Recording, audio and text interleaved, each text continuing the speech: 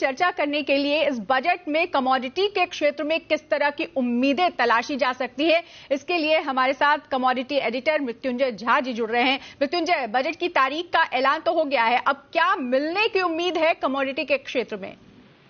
देखिए अनीता, ये budget commodity market के लिए बहुत महत्वपूर्ण है जी।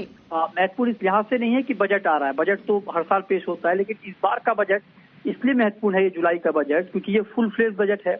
और बजट से ठीक पहले जो चुनाव के नतीजे आए हैं उसमें बहुत सारे सिग्नल गवर्नमेंट को मिले हैं एग्रीकल्चर सेक्टर से और कमोडिटी मार्केट से बाकी सेक्टर से। तो उस लिहाज से ये बजट कमोडिटी मार्केट के लिए बहुत महत्वपूर्ण है। एग्रीकल्चर सेक्टर की बहुत ज्यादा उम्मीदें हैं इस बजट में, और सरकार भी एग्रीकल्चर को लेकर बहुत ज्यादा सीरियस इस बजट में दिख सकती है, क्योंकि जो चुनाव के नतीजे आए हैं उसमें साफ साफ जो नतीजे हैं, जो परिणाम है चुनाव के, उस पर रूरल डिस्ट्रेस का असर साफ साफ दिखा है। आप चाहे महाराष्ट्र का अनियन बेल्ट ले लें या कहीं और का रूरल बेल्ट ले लें, वहां के जो नतीजे आए हैं उससे सरकार को क्लियर सिग्नल मिला है कि किसानों की नाराजगी दूर करना बहुत जरूरी है, और जो एग्रीकल्चर मार्केट से जुड़े हुए लोग हैं, जो स्टेट से जुड़े हुए लोग हैं, उनकी नाराजगी दूर करना बहुत जरूरी है। तो उस लिहाज से कुछ बड़े और कड़े फैसले आपको एग्रीकल्चर सेक्टर में दिख सकते हैं, चाहे वो किसानों की आमदनी बढ़ाने की बात हो, चाहे वो खेती को बढ़ावा देने की बात हो, या महंगाई को काबू में करने की बात हो। अभी देखिए हो क्या रहा है, जो हमारी खपत है उसका 55% से ज्यादा हमें एडिबल ऑयल का इम्पोर्ट करना पड़ता है, तो लिहाजा ऑयल सीड के ऊपर बड़ा फोकस हो सकता है। पल्सेस को लेकर कंसर्न है, और पल्सेस ने सरकार को बड़ा परेशान किया है महंगाई के मोर्चे पर, तो वहां पर कुछ आपको पॉलिसी के लेवल पर कदम दिख सकते हैं। इसके अलावा अगर आप देखें तो ग्रेन के मोर्चे पर आप देखिए कि गेहूं, जहां पर हम सरप्लस हुआ करते थे, मतलब इतनी जगह नहीं होती थी हमारे पास गेहूं को हम ठीक से स्टोर कर पाए, वहां पे स्टॉक लिमिट लगानी पड़ रही है। इंपोर्ट की बात अब बहुत तेजी से हो रही है।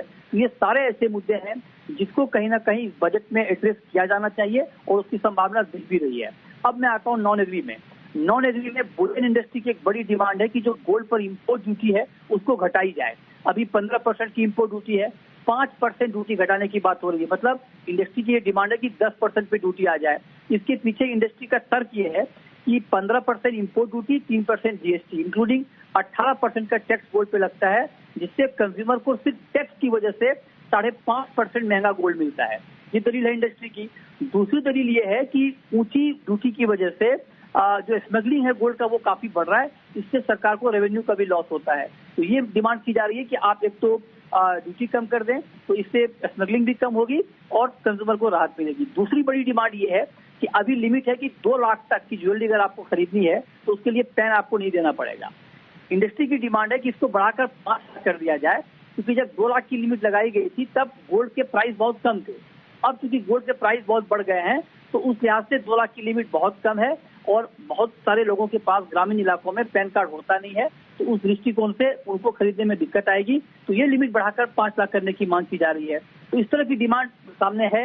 देखते हैं कि इस बजट में क्या कुछ होता है, लेकिन हाँ, ये बजट बहुत महत्वपूर्ण है कमोडिटी मार्केट के लिए, और बहुत सारे बड़े और कड़े फैसले हो सकते हैं।